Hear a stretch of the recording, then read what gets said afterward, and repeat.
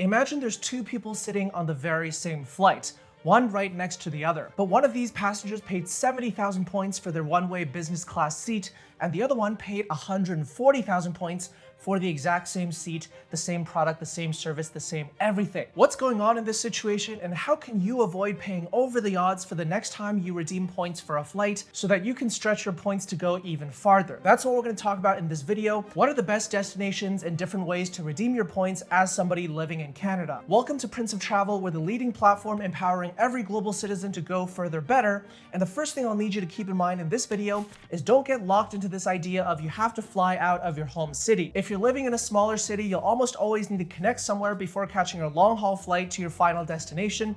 And even if you live in a major hub like Toronto or Montreal, oftentimes it's easier to find the best business class or first class deals if you have the flexibility to connect in a different city. After all, flexibility is one of the key principles in the game of miles and points, and as more and more people have gotten into the game more recently, the award availability has been harder to come by. And especially if you're traveling in a peak season like summertime, it's often going to be easier if you're willing to connect through the US, let's say as a Canadian, to get access to more options for flying across the Atlantic or Pacific Oceans in first class or business class. What's more, at the end of this video, we'll even share with you how to fly to multiple places without paying extra for multiple flights. So stay tuned for that. Now, on the most basic level, the number of miles or points that you'll pay for any given flight is determined by a host of factors, and the most common factors are the geographic region that you're flying to and the distances involved, as well as things like the class of service that you choose. For example, if you take a look at the Air Canada Aeroplan redemption charts, and within each combination of geographic zones, it's further broken down into how far you're flying, and then which class of service you're flying in, and then further broken down by Air Canada or partner airlines. Now, this isn't all that difficult to understand if you spend a little bit of time with it, but at some point, there's even more factors that come into play.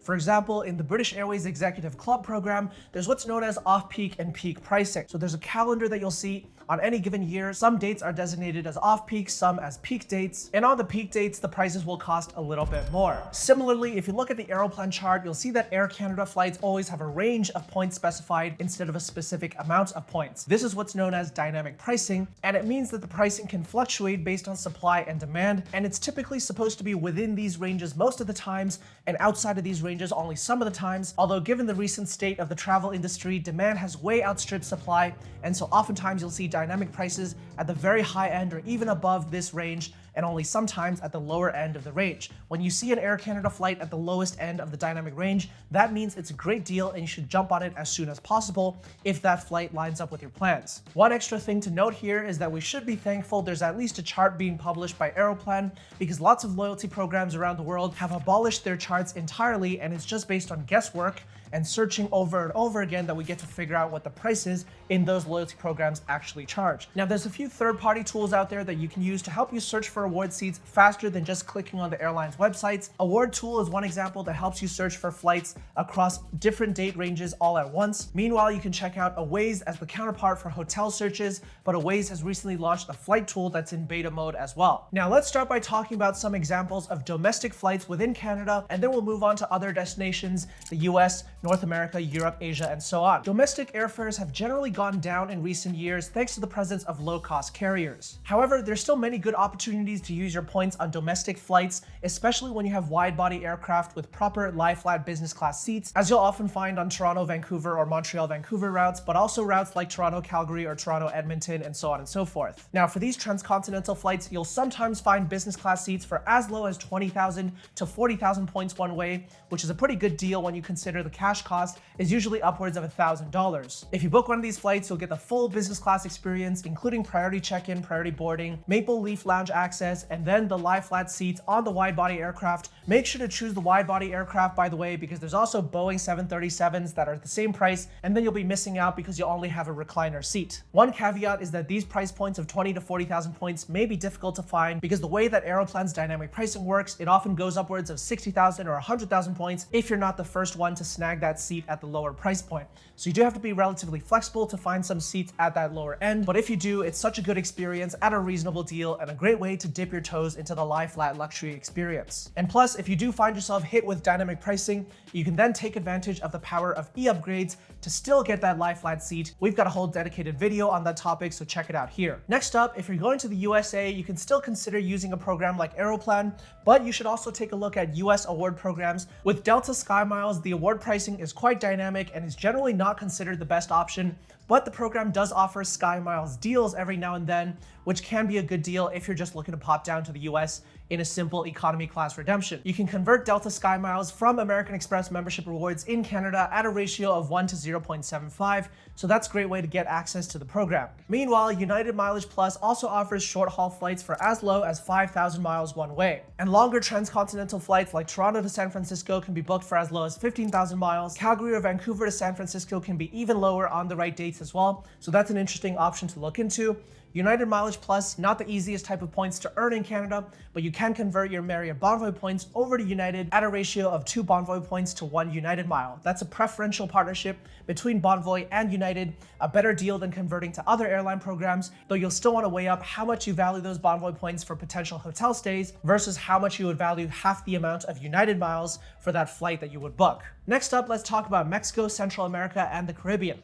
These are popular places for Canadians to get away, and so you can easily fly to these places on points one way or the other. For these sun destinations, flights from many Canadian cities, including Toronto and Vancouver, generally tend to be pretty affordable, and it might not be worth using your Aeroplan points to book these flights, especially if you're getting booked on Air Canada's low-cost subsidiary, Air Canada Rouge, where the experience isn't quite as good as the full-service Air Canada flights. Therefore, your best bet might well be to look out for affordable fares and then use fixed value points that can be applied to any travel purchase to offset the cost of these fares. One example might be to use the Scotiabank Passport Visa Infinite card, which earns Scene Plus points that can be redeemed towards any type of travel purchase. Right now, the card is offering a welcome bonus of 40,000 Scene Plus points worth $400 towards any travel, including potentially a flight down to the sun destination of your choice. Alternatively, you can look for cheap fares on WestJet flights, and then you can apply your WestJet dollars towards that flight and only have to pay for the taxes and fees. Right now, the RBC WestJet World Elite card would give you a head start because it offers you up to 450 WestJet dollars as a welcome bonus. That's $450 towards a WestJet fare down to Mexico or the Caribbean. And plus, this card also gives you a companion voucher as an annual benefit. So if you and your spouse both get the card and you want to bring your family of 4 on this trip,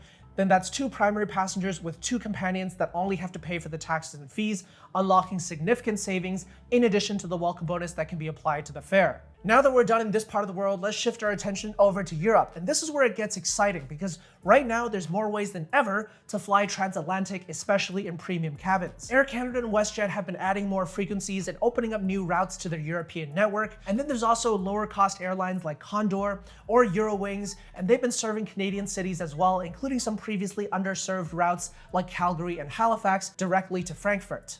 More importantly, Air France, KLM, and their loyalty program Flying Blue have been making waves in Canada, and they're one of the best ways to redeem miles on your way to Europe right now. They've recently launched a co-branded credit card with Brim Financial, allowing you to earn Flying Blue miles regularly on your day-to-day purchases, and you can redeem Flying Blue miles from any Canadian city over to Europe for only 50,000 miles, thanks to the recently harmonized award pricing under the Flying Blue program. Doesn't matter if you're flying from Vancouver or Calgary, or Quebec City or Toronto over to Paris or Amsterdam, that's going to cost you 50,000 miles, plus about $300 in fees. What's more, there's the promo rewards rotating monthly, which means every now and then there's going to be some routes that are discounted even further, up to 25%.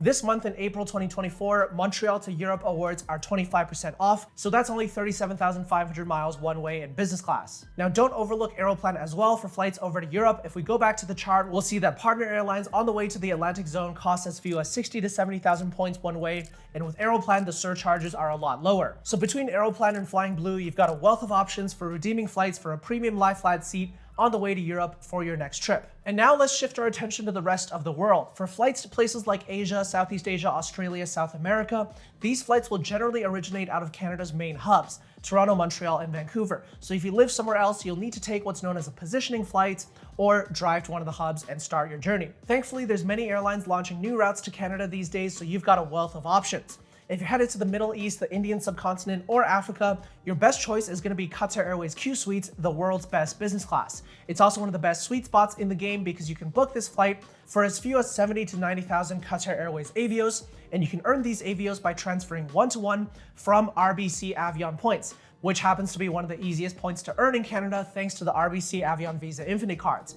Right now, this card is offering a welcome bonus of up to 55,000 points all on its own, 35,000 points upon approval, and 20,000 points upon spending $5,000 in the first 6 months. So if you're going to those parts of the world, I'd recommend using Q Suites to get there, either from their flight out of Montreal or from one of the US gateway cities that they serve. If you want to venture to Southeast Asia, one of the best sweet spots is 87,500 Aeroplan points to fly all the way to Southeast Asia on any routing up to 11,000 miles in distance flown. So you can take your pick among Asia's top airlines, many of which are among the world's best, or if you're flying out of the East Coast, you can even fly the long way around through Europe and fly with someone like Turkish Airlines or Lufthansa or Swiss or Air India. Piece it all together, as long as the overall distance is under 11,000 miles, that's going to cost you only 87,500 points, a very good deal for such a long distance. If you're going to Australia, sometimes you can find Air Canada business class for the lower end of the dynamic pricing, but oftentimes you may need to connect through Asia or Southeast Asia if you want a sweet spot deal on points. And if you're going to South America, then oftentimes Air Canada business class is the best option. There's generally more favorable dynamic pricing on these South America routes, but if you can't find it, then you can always connect through somewhere like Central America or Colombia with airlines like Copa Airlines or Avianca, both Star Alliance members bookable through Aeroplan. Now again, to be successful with maximizing travel on miles and points, you need to be flexible. You gotta be flexible in terms of the destination you wanna go to, the routing you wanna take, the dates that you can travel on. The more flexible, the better. And what's more, don't be locked into just one loyalty program. Maybe at the start, it's worth dabbling in one, but as you grow in this game, you'll wanna be involved in different programs and leverage your transferable points like American Express to have access to multiple options all at once. We talk a lot about Aeroplan in Canada, but programs like British Airways Avios, Air France KLM Flying Blue, and Cathay Pacific Asia Miles all play a key role. And you can unlock access to a lot of these programs not only through American Express membership rewards, but by getting their own co-branded credit cards as well. The RBC British Airways Visa Infinite, the Brim Financial Air France card, and the new Cathay Pacific card with Neo. However, at the end of the day, Aeroplan is still undeniably the best program for Canadians, and I'll share with you one very attractive element of Aeroplan that lets you get a lot more out of the same trip. That's the fact that on any given one-way flight booking, you can add a stopover for only 5,000 extra Aeroplan points. The stop can be 1 day, it can be 2 days, it can be 1 week, it can be up to 45 days long, allowing you to take an extra trip or see a new part of the world out of that same flight booking that you otherwise wouldn't have gone to. For example, let's take the sweet spot of flying from Toronto to Southeast Asia for 87,500 points one way in business class all the way. If you were to route through Europe, you can stop in Europe for up to a month's time if you wanted to and build this entire trip, getting to visit 2 different parts of the world for only 92,500 points. On the way back, you could do the same. You could even do a stopover in Australia if you wanted to, visit that part of the world for up to 45 days, and then fly all the way back to North America, as long as the overall distance is again within that distance limit. That's the sheer level of flexibility that Aeroplan points can help you unlock.